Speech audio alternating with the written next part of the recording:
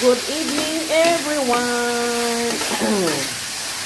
May trangkaso pa rin si Madam.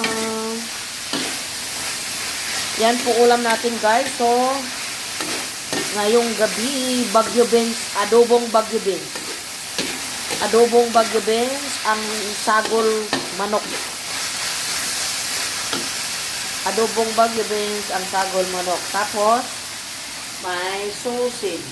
Yan. Yan po, dalawang ulam namin for tonight. Sausage, Taiwan sausage po yan. Ito naman, Bisaya, adobong Bagyo Beans.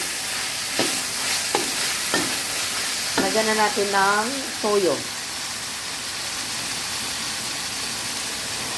Yan, okay na yan.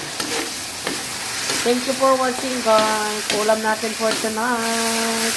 Alright.